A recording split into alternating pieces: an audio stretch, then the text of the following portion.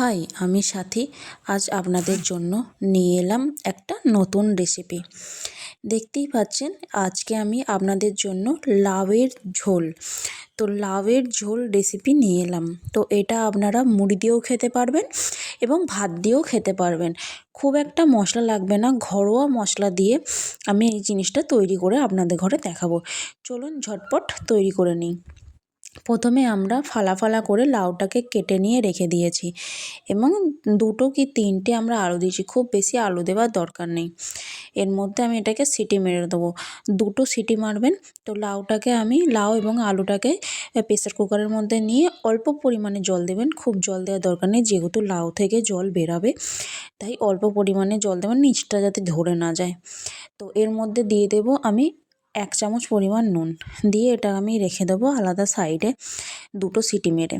এবার আমি কড়াই নিয়ে নেবো তেলের মধ্যে আমি দিয়ে দেবো পেঁয়াজ কুচো। খুব আহামরি যে এতে মশলা দিতে হবে তাও কোনো দরকার নেই, খুব অল্প পরিমাণে মশলা দিয়ে এই রান্নাটা আমরা করে নেব। তো পেঁয়াজটাকে এবার আমরা একটু লাল লাল করে ভেজে নেব, নিয়ে পর এর মধ্যে আমরা দিয়ে দেব 7 থেকে 8 কোয়া রসুন। আমি একটু বেটে দিয়েছি, আপনারা কুচি করেও দিতে পারেন অথবা বেটেও দিতে পারেন। এবার এটাকে ভেজে নেব। যখন দেখব এর হালকা গন্ধটা চলে গেছে তখন এর মধ্যে দিয়ে দেবো একটা গোটা টমেটো। তো গোটা টমেটোটাকে দেওয়ার পর এর সঙ্গে আমি একটু ভালো করে নেড়ে ছেড়ে নেব টমেটোটাকে। দেখতেই পাচ্ছেন, ওই যেটুকুন তেল দিয়েছি ওইটুকুন তেলের মধ্যেই পুরো রান্নাটা আমি করব। এবার আমি এর মধ্যে একটা পেস্ট তৈরি করে নেব। আদাটাকে আমি বেটে রেখেছিলাম, তো 1 চামচ মতো আদা দেবেন।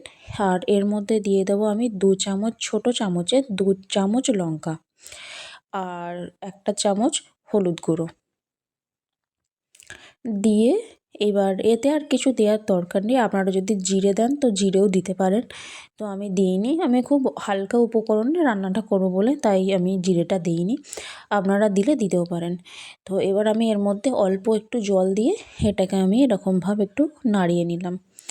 জিনিসটা যেই গোলা টাইপের হয়ে গেল, এবার আমি কড়ার মধ্যে এটা ঢেলে দিলাম, দিয়ে এবার আমি মশলাটাকে ভালো করে কষিয়ে নেব।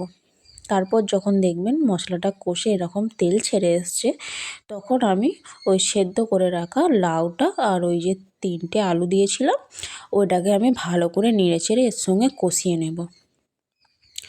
ভালো করে একটু কষিয়ে নেবেন, কষিয়ে নেওয়ার পরে ব্যাস আর কিছু নয়, আর একটুখানি টেস্ট করে দেখে নেবেন যে নুনটা ঠিক আছে কিনা, যদি কম হয় তাহলে একটু নুন দিয়ে দেবেন।